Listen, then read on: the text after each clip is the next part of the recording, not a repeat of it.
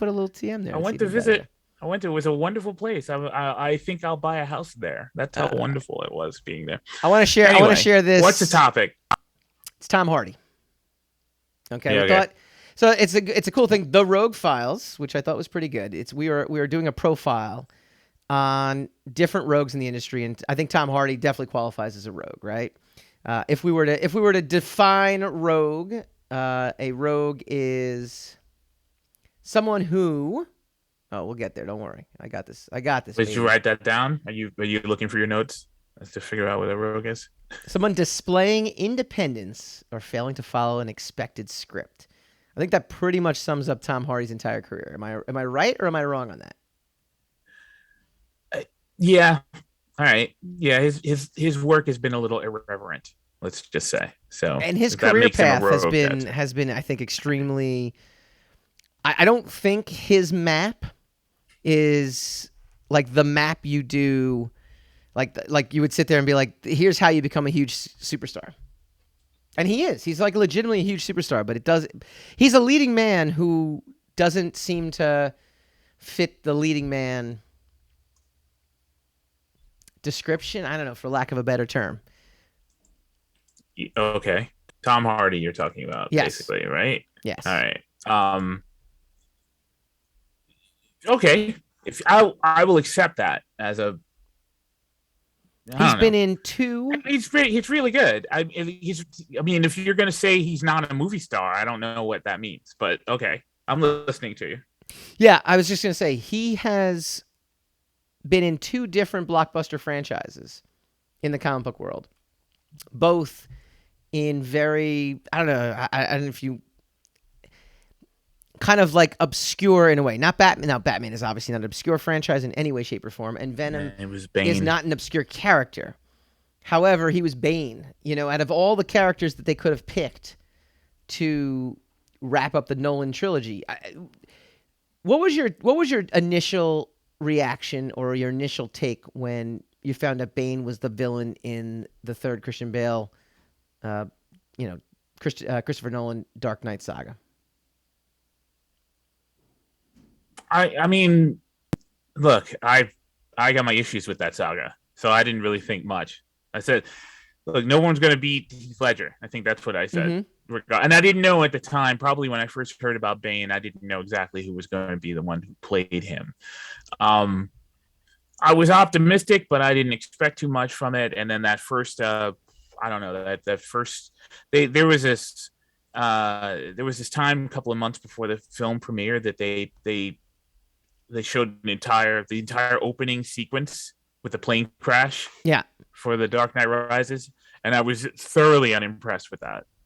So there's that. Now, in the course of watching the film, I was more and more impressed with Tom Hardy. But I mean, he did his shoes were massive. It's got He had to fill Heath Ledger's shoes. Those shoes are massive. Those yeah. that was not even though I didn't like any of the Nolan films. I think they still produced the best Joker that we've seen on Yes. screen for the longest. So, like I said, I don't know, that David Ayer cut is supposed to be fantastic. That David Ayer cut. It's gonna I'm have. done with the cuts. I'm done. I'm It's done. got that. I watched the Justice League cut, and I was like, okay, well, we did that. And Yeah. I actually do like the Justice League cut better than the original cut that we got. The Air cut, I think we all need to just stop with Suicide Squad. I think we need to let it It's over. rest. Let it lie. Yes. Peacemaker's We've coming had out two directors in take two a months. shot at it. Huh? Peacemaker's coming out in less than two That's a months. TV show. That's different. That's like a Disney Plus Star Wars show that doesn't really count until it counts, right? Fair The enough. Mandalorian was very cute until the Mandalorian became a seminal piece of Star Wars lore, and now it's larger than life and spawning spin-offs and stuff like that. So Yeah. we'll see what Peacemaker does. But I'm not gonna alter my world perception until I see something substantially special coming out of it. Okay. So he's donning the Venom Who's costume he? again. Tom Hardy. Okay, Tom Hardy. All Okay. right. And Yep. I know it's not necessarily on your top list of films you are excited to go see. However, I think something about him again as an actor and again the way he handles his career. I found this on Cinema Blend. Tom Hardy was asked to discuss what he thought about the first Venom's less than stellar critical reception. I think with anything, you want something to do well that you care about, and obviously it didn't carry any water with the critics. He laughs. They literally panned us, but the audiences turned out in droves, which was what was so lovely about it. It was like watching an underdog be lifted up and be presented and enjoyed and relished for what it was. We got straight on the phone to Tom Rothman at Sony and said, look, can we put a pitch in to do the second one because we're really keen to take what we learned from the first and get on and start writing that second one to get on the floor again and see if we can push it further. I want to just highlight that one word for you, or that one sentence. Relished for what it was. That is why I love this film. That is why I enjoyed the first Venom, because it was so bonkers and so off the wall, but it wasn't trying to be something else. It knew exactly what it was. And I thought he was exquisitely enjoyable in the film. Now, I know you don't agree, so I'm not asking you to, unless you'd like to expound on why you don't agree, that I'll give you the floor. Based what on, do you mean, like, don't agree? I neither agree nor disagree with whether or not you enjoy Venom or anybody else enjoys Venom. That's not for me to say. If you enjoyed Venom, the more power to you. I'm looking forward to hearing your reaction to the movie when it comes out. I think it comes out this week, right? Yeah, it comes out Friday. Week. So, yeah. So, I mean, I'm looking forward to hearing you excitedly explain how it was just as good as the first one, or, it topped the first one, blah, blah, blah. I don't know if it's going to now. I have higher expectations for it now. That's you doing that to you. I know. But, I mean, you shouldn't do that, probably. That's all I'm saying. The reason I brought that article up, though, is I wanted you to see, and I wanted to get your take. When he says, take what we learned and push it further. I know you don't like speculation, so I'm not asking you to speculate. I'm asking you to analyze that line that he said there. Could that be taking the campiness and going even further? Or are they going to take what they learned from the critical reception and say, you know what, we learned that this is a 90s throwback movie, and to repeat ourselves might be a mistake? It's a very interesting line, right?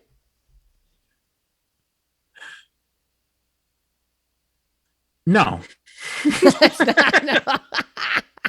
Everybody says that. Everybody, we're going to push the envelope. We're going to do something no one's ever seen before. We're gonna crank it all the way up to 11. We're going to turn this into a roller coaster ride. We're going to turn this into an extravaganza. This is going to be the greatest blah, blah, blah. If you like the first one, you should come back. It's all whammy talk.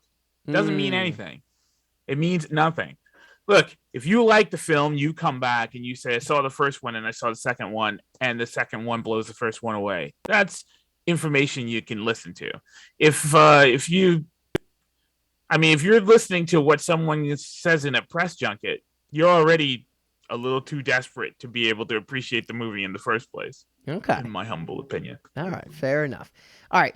This is the Rogue Files. We are talking about Tom Hardy. I wanted to obviously give a little preview for Venom because it's coming out this week, and we'll review it next week. But your favorite... You will. Yes, I will. I'm very excited. I'm very excited for this, which I think is going to be, as you can tell, very exciting. Yes. I wondered if you were excited or not. I don't know. You still haven't explained to me whether you were excited. What would you call now his? I'm suspecting you're bordering on excited. Go ahead. I'm over the line. I'm crazy. It's crazy. What would you say is his most defining role for you? Tom Hardy? Yeah. I'm gonna accept.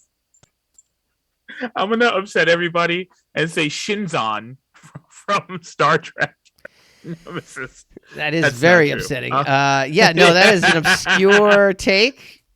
No, From Star Trek My favorite to Nemesis. date is Mad Max. He played Mad Max. He played the titular role in the Mad Max Fury Road film, which he replaced Mel Gibson. Not an easy Uh, thing to do, right? no, no, it's not. One would argue that Max is might be the easiest character to I guess you would call it sublet. It would be the easiest character because he doesn't really talk and he just Mm-hmm. gives attitude. He's like Snake Plissken, you know. He's Right. he's just just get his name wrong and then move on. But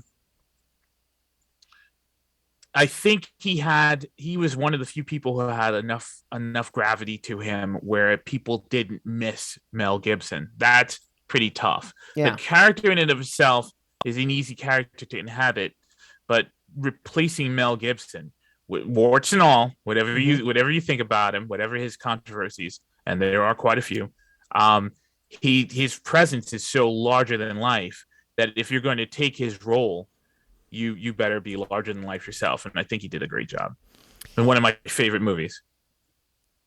And Jesus, that's 6 years ago already. Yeah, that it was a simpler That's time back 2015. then, right? Yeah. 2015 was a simpler time. All right, fair enough. It was, wasn't Fair it? enough. Yeah, you know what? In many ways, it In was. many It ways, was. right? In many ways, it was a simpler time. I'll give you that. I'll give you that. I'm gonna go John Fitzgerald in The Revenant. And only being because I didn't know it was him. I mean, what a makeup job, right? Like it's one of those things where I'm like, I know Tom Hardy's in this movie. That's why I made the joke about Shinzon because he's like people are like, wait, that was Tom Hardy? And like, yeah, that was the early Tom Hardy before anybody knew who Tom Hardy was. And just like also Bane. Like if you're thinking a guy from The Revenant was also Bane Right. with you're not gonna that's not gonna be the first thing you think of. Tom So Hardy when I and heard Tom Benicio. Hardy was gonna play Bane, I was like, really? They're gonna get Bane? They're gonna get really small Tom Hardy to play Bane? I know. No, not small at all. Movies are magical, aren't they? Actually, my favorite role is in The Last Jedi. He was FN 926 in a deleted scene. But you had an interesting question for me, and we'll throw this out to the audience as well too. It's a tough role because he's also very. It's not a kind role in the sense of The Revenant. Yeah, His he's a character in The villain. Revenant. He's very easy to despise him in this film. Not a morally sound character, not a noble character. No, he's a piece of crap. Actually, Right. And I know, he's an unrepentant and very proud piece of crap in that film. As a matter yeah, of fact, and we were talking that is sometimes. I know I've read stories about roles that are offered to people, and they don't want to be seen this way, no matter what. So it doesn't matter that they're an actor; they're not excited to jump into the role of a villain. And you had then right. asked me the question. What was the question?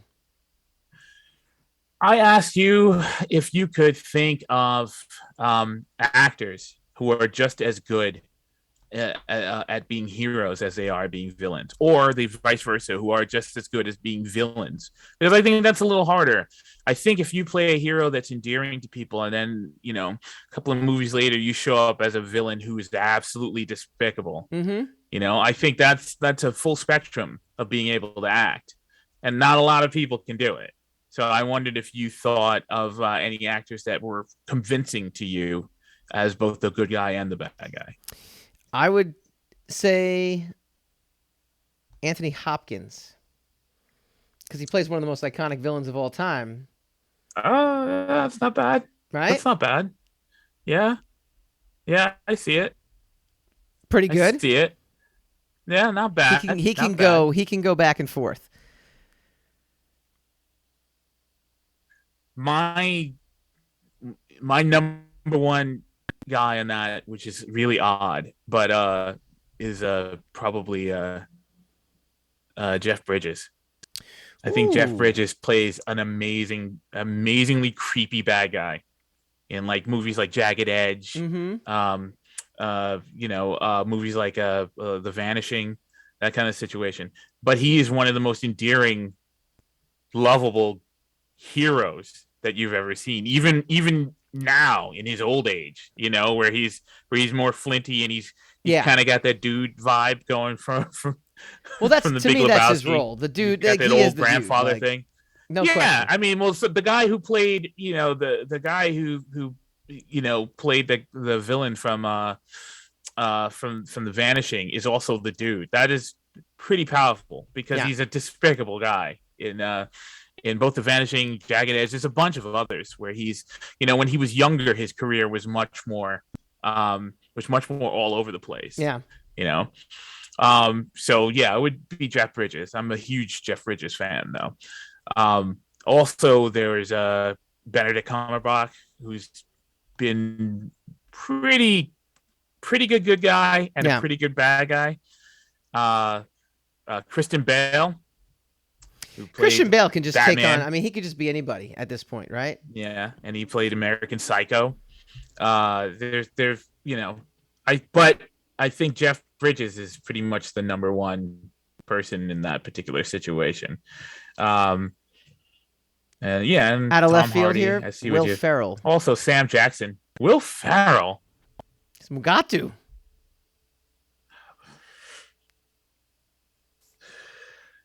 Okay, we'll put him on the list.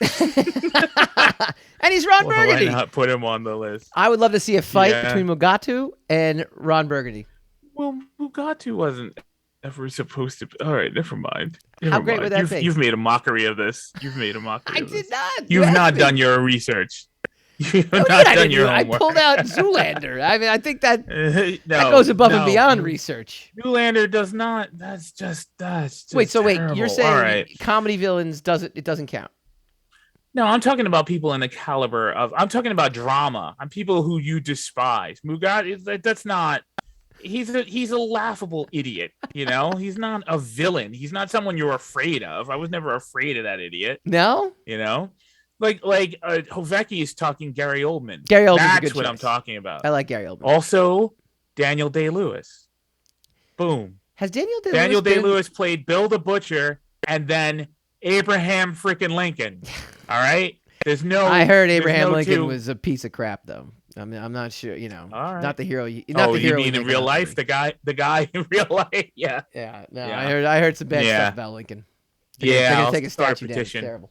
I'll start an underground railroad for you, so you can take that unpopular opinion with you. Okay. Lincoln's got nothing on Washington. Right. I really don't. Let's not even start that debate. I'm just joking. I Yeah, that's a bad joke, though. That's the kind of joke that gets you canceled on Twitter. Don't do it.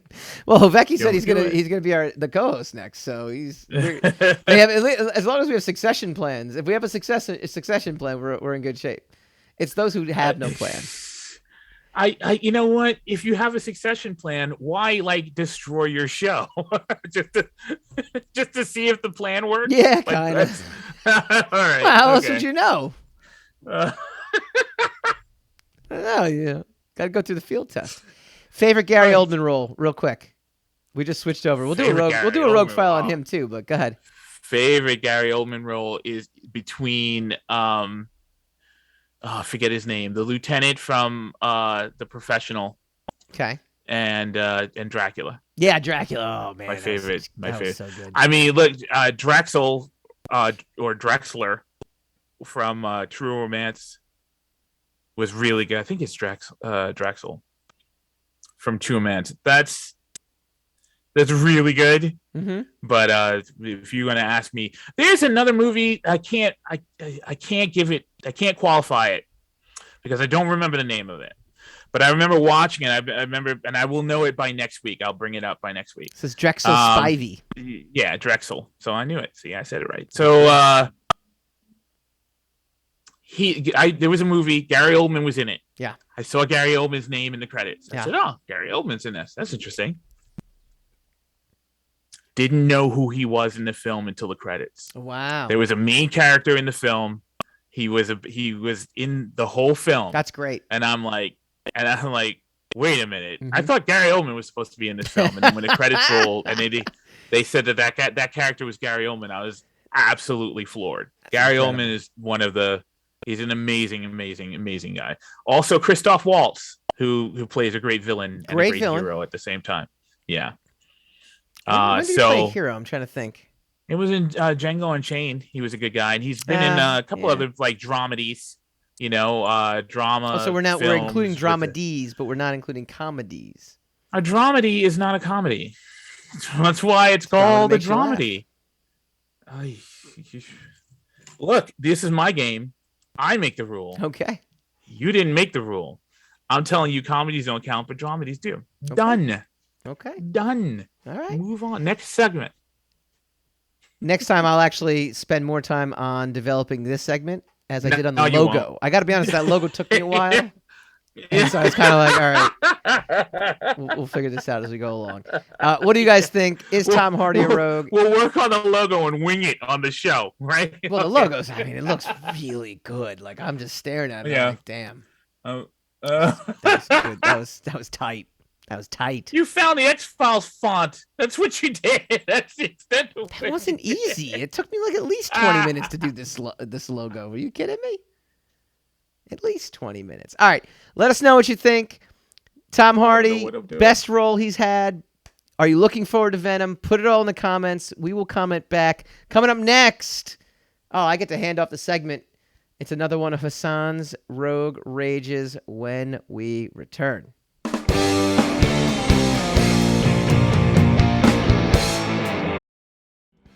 Hi guys, Mike Dolce here from the Rogue Wave podcast. If you like this video, please feel free to like, share, subscribe, all that fun stuff. It really helps us out.